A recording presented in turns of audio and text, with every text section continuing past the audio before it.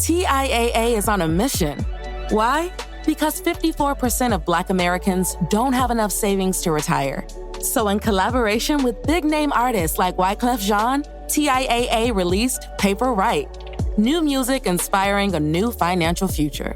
With 100% of streaming sales going to a nonprofit that teaches students how to invest. Stream Paper Right now and help close the gap.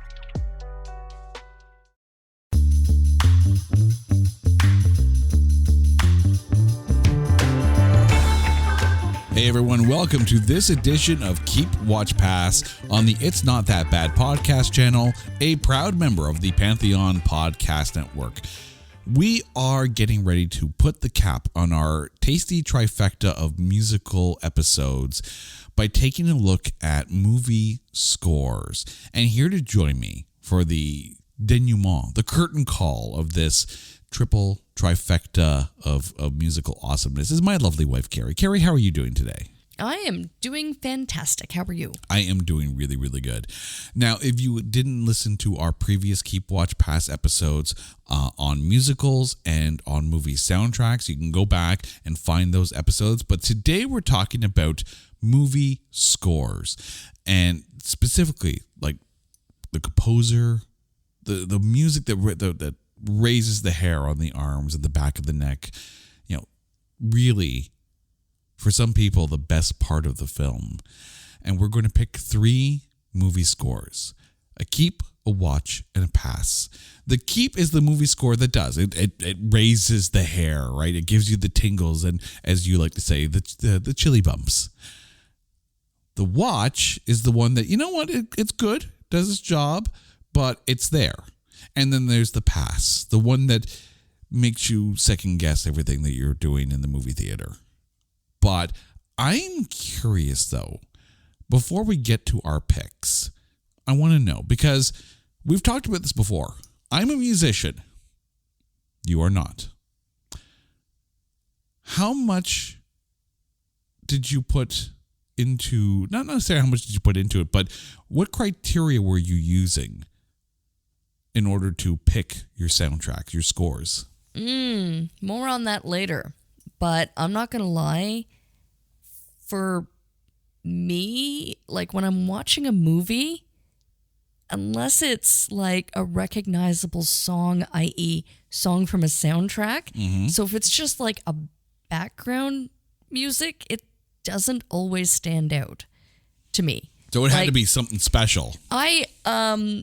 Side note, and this was not one of my choices, but watching Catch Me If You Can recently with our boys. Wonderful soundtrack. I was only aware of it because of this task that you gave me to pick a soundtrack that Now, again, we're talking about scores here. We're not talking about songs. We're talking about scores. Exactly.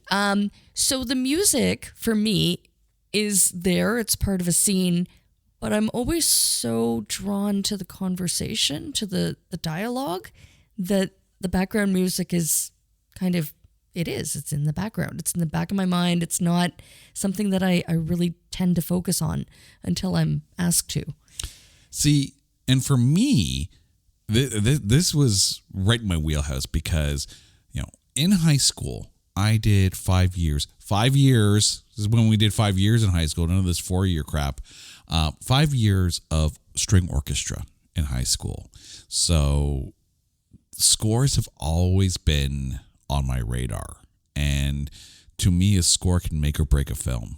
And if it's good, I have watched some crappy movies during the making of this podcast, and some of them have had scores that definitely punched above their weight.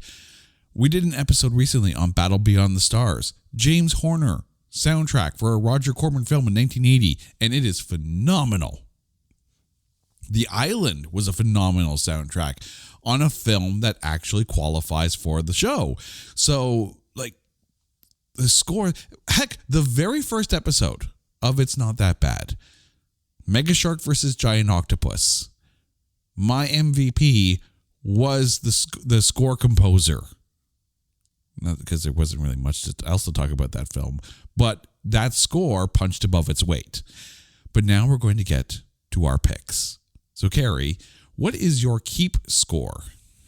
Well, if you know me, you know it's got to be Harry Potter and absolutely the very first. Harry Potter and the Philosopher's Stone. Right. And that's all because of Welcome to Diagon Alley, of which, was completely magical when we visited Orlando and Universal, and you walk into the world of Harry Potter and you're welcomed by that song, just that soundtrack, that score playing in the speakers. And it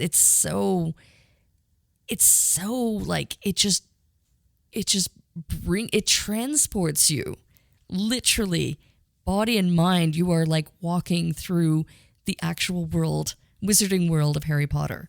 And so absolutely, without a doubt. That's the wonderful thing about the Harry Potter soundtrack, like the score, and the fact that you can have that moment where you walk into Diagon Alley and you have the score accompanying you as you are walking around. Like, we've talked before on this show in the last couple of episodes about how life needs a soundtrack. Here it is.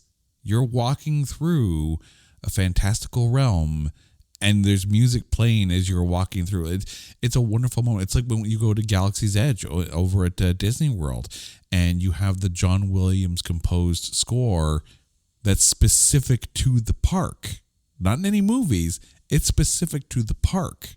They actually composed Galaxy's Edge music for when you're there. And it is wonderful. Okay. I wanted to be not obvious in this. So I actually ruled out any and all Star Wars films. Oh. I wanted to catch you off guard.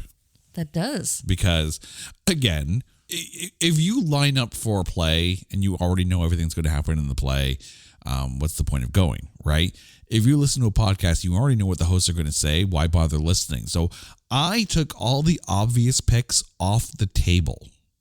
So I'll be curious if you are shocked by some of these. My keep is The Last of the Mohicans. When I got this soundtrack on cassette from the 1992 film, I played the ever-loving crap out of this. It is a wonderful film. And not normally my cup of tea, right? Historical, epic dramas kind of thing. This film is amazing. The film is amazing. And the Trevor Jones and Randy Edelman score that goes along with it is absolutely amazing. And the funny thing is, when they were originally putting this together, Michael Mann had asked Trevor Jones to put together an electronic score.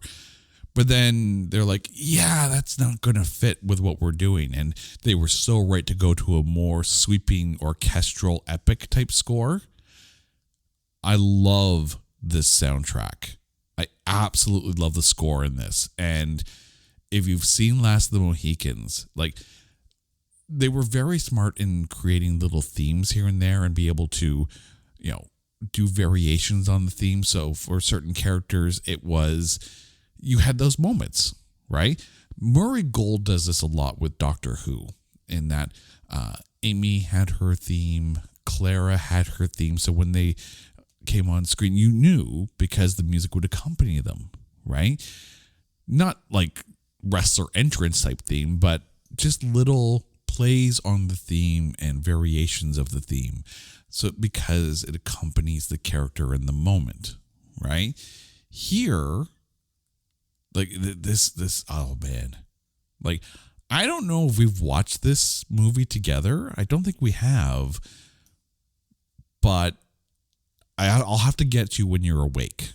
Because I know this is the kind of film that you might actually fall asleep during.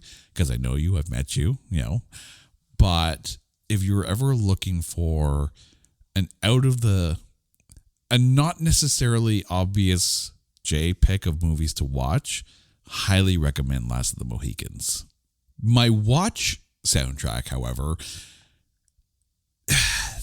there's twofold to this. One, because the music is awesome. Two, because of the memory it spurs. And you're involved in the memory. Oh. Mm-hmm. But not from a movie that we've seen. I was going to say Blair Witch. No. No. I don't even think there was a score for Blair Witch. I don't know. No, I mean, it was pretty silent. No, I'm talking about the James Horner score to Braveheart. Yep. Okay, so first of all, let me talk about the soundtrack for a second here. The James Horner is an absolutely fantastic composer. Aside from the fact that he's done Battle Beyond the Stars, and that soundtrack got used in a couple of other Roger Corman productions. We talk a lot about that on that episode. But yeah, Star Trek 2 is a wonderful, like, James Horner. If you've heard his scores, you just know. Braveheart is a wonderful, sweeping score, like, and the kind of score that you could put on in the background and you're fine no matter what. But I mentioned Carrie was involved in this one a little bit, so let me explain.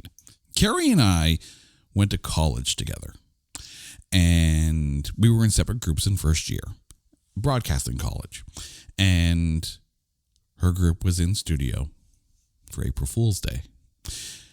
I like a good prank.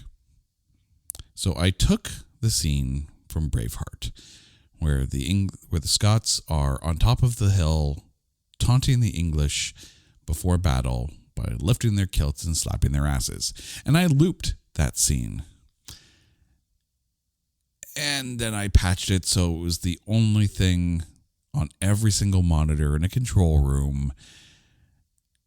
And the director lost it and looked over at the playback room and said, "What are you doing?"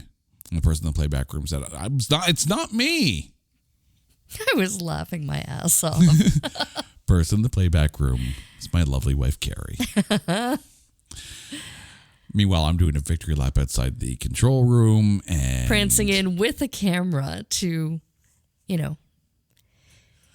grab everyone's response. Yeah. Yep. Yeah. I'm I was not liked for that one by your group. I liked by my admired group. you. Your creativity. That's because I'm a sexy ass man. You liked me. But what I loved was that dramatic pause, the time it took for you to get from central control into the studio. Yeah. Because, this is how I learned to wire an entire TV studio, by pranking your group. So, it had purpose. Yeah, there was enough time for everybody to shoot me death rays through the glass. Not my fault. No, their reaction, not my fault. Everything else, totally my fault. But their reaction, not my fault. Okay, so what is your watch score? Okay, so my watch, I'm going to leave this open-ended, and I'm going to give props where you faltered. I'm going to mention Star Wars. Okay. And please don't ask me specifically which soundtrack, which score, or which movie, because I had no idea until doing my research for this that the opening music, where the words are like flying in and getting smaller and smaller and smaller, is different. It is different for each one of the movies, is it not? Slightly? Slightly. I mean, the thing is, John Williams, like that opening score, like that's iconic, right? That's like the Star Wars theme, right? The only time Star Wars ever veered away from a John Williams score, at least the first time they did, was for Rogue One. And Rogue One was definitely on my radar for that. It was Michael Giacchino who did that. But the funny thing is, with Rogue One, when movies put a trailer out, sometimes the music that they use for the trailer has nothing to do with the film, and it's not actually on the score. It's just there are these companies that do trailer music for films to use for their trailers because the score hasn't been written or recorded yet. You know, groups like Two Steps from Hell do phenomenal trailer music. Okay. So when the trailer for Rogue One came out, the song that was used in that trailer, which was not on the soundtrack and not done by Michael Giacchino, hooked me right away. And then I'm like, oh, but this song isn't on the soundtrack.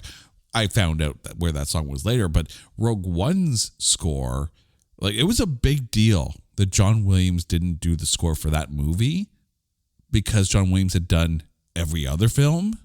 But holy crap, a John Williams score, like, you can never go wrong with it. And of course, like, you think about some of the moments, right? The Imperial March. Right. Well, that's the thing, right? I remember an assignment you had mentioned, like being in high school and being in the string orchestra. Well, I remember being in, I don't know, grade 10, 11 music class. And we all walked into the music room and were told to lay on the floor and just close our eyes. Okay. And I'm like, okay, what is this, like yoga class? And then our music teacher played the score to Star Wars, but specifically skipped the opening music. Okay. So, you know, we're just listening to the orchestra versions of like all of the, I don't even remember exactly which movie, but it was just it was such a cool assignment. Mm-hmm. And it just kind of stuck with me. So, well, Star Wars. I mean, I even remember too when Episode 1, The Phantom Menace, was coming out and Duel of the Fates actually had a music video on Much Music. I'm like, when in the history of ever does a piece of score get a music video and get played on Much Music? Duel of the Fates gets that treatment because A, it's John Williams, and B, it's Star Wars. you treat Star Wars right. And then everyone saw Jar Jar, and no matter what anyone says about Phantom Menace, you cannot disagree. The John Williams score for that film is top notch. Every Star Wars film that he touches is top notch. All right, pastime. What's your past score? Okay, so this one was the most challenging because, as I mentioned at the beginning of the show, I don't often click in to the score. Like, the background music is just that.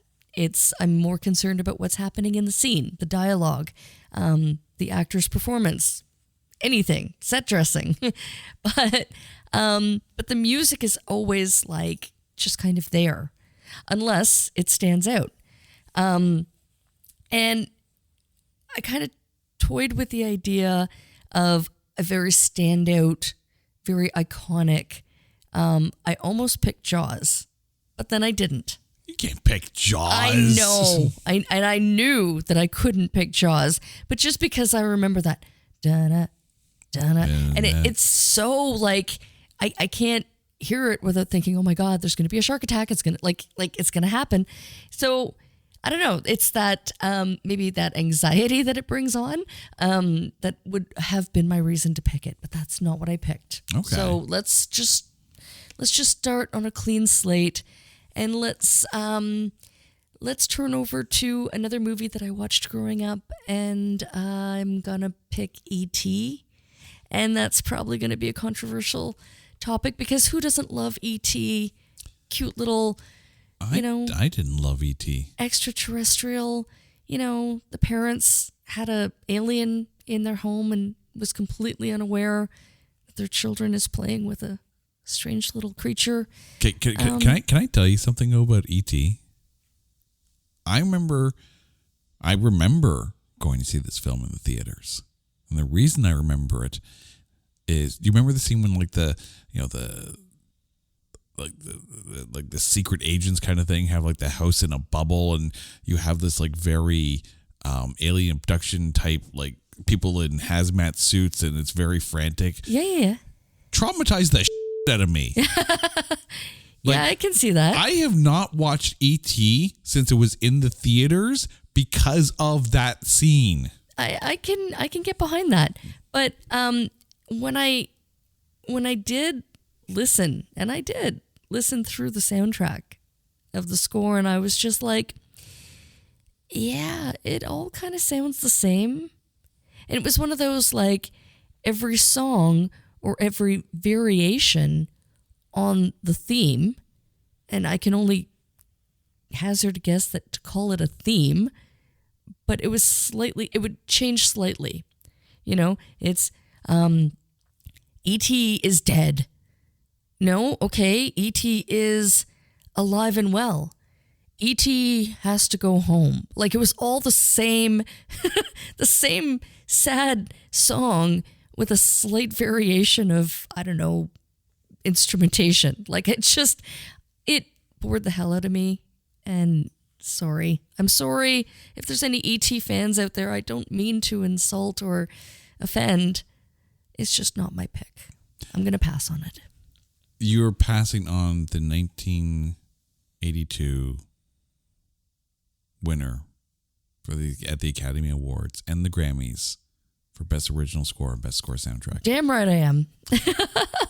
Yeah. As composed by John Williams. Yep. I stand behind that. So you sing the praises of John Williams for his work on Star Wars, and then you on his E.T. Yeah. Didn't he did Harry Potter as well. I was all about John Williams. He did the first couple of Harry Potter films, and then I think it was picked up. That's the one I picked. Composers. Well, yes, because But yeah, so you're basically all John Williams at this point. I am. Yep, his good and his bad.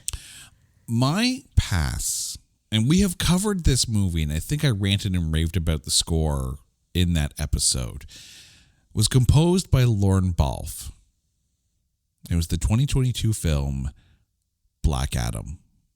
It's not that it's bad. It's kind of like the movie, but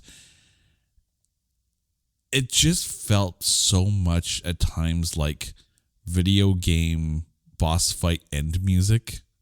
And I was like, it sounded too stock. Maybe it's the guitars in it. Maybe it's just the way. I mean, the movie didn't help. Like, the fight's over and you have this triumphant little da da da da da da da da. It's like, oh, good, the level's over. I can move on now. Like, it felt very stock, and it's not necessarily a good thing, right? Black Adam, and let's be honest, DCEU movies needed a little help. The music department could have gone along. Like, think about it. Suicide Squad, when we did that episode, we were talking about the soundtrack, right? And how it did help a little bit. I think the soundtrack for The Suicide Squad was better than the first Suicide Squad soundtrack.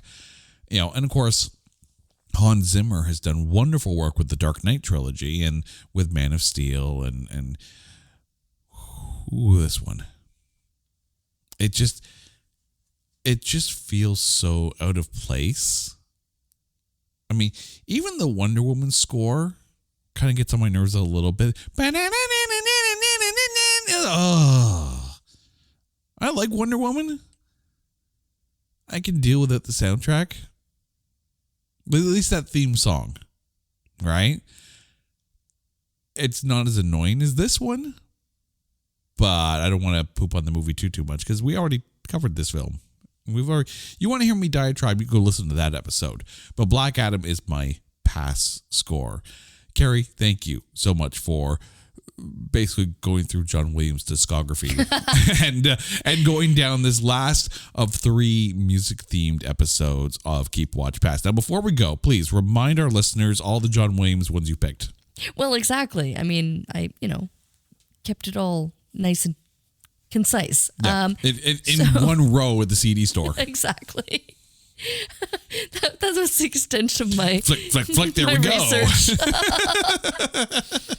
It just so happened that it was all composed by John Williams. I mean, I didn't hire the guy. I'm just saying that I'm a big fan, and I'm keeping the Harry Potter Philosopher's Stone soundtrack or score soundtrack, and I'm watching or spinning the Star Wars, and really, I mean, they're all so wonderful, but the Imperial March is, again, iconic. It was my ringtone for how long? Right? Was that not your walkout music at the wedding? No. It was... Because remember, it wasn't the Duel of the Fates. It was the love theme from Star Wars Attack of the Clones.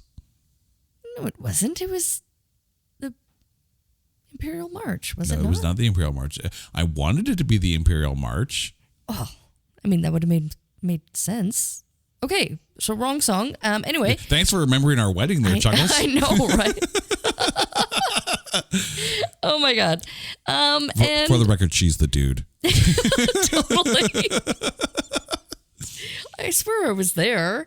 Right? And I'm passing on E.T. You're also passing on remembering our wedding here. Right? I gotta go.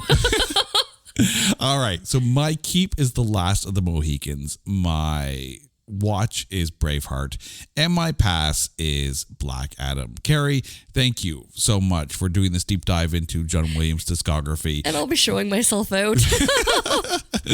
And to you, our listeners, thank you for listening to this episode of Keep Watch Pass. Now, if there's a topic that you want us to cover, be sure to hit us up on social media at NotThatBadCast or go to our website at notthatbadcast.com. And while you're there, you can actually leave us a comment there or check out our coming soon page so you can see some of the movies that we are working on for It's Not That Bad. Until next time, she's Carrie, I'm Jay. You guys are awesome. This is Keep Watch Pass on the It's Not That Bad podcast channel, a proud member of the Pantheon Podcast Network. Until next time, everyone, take care.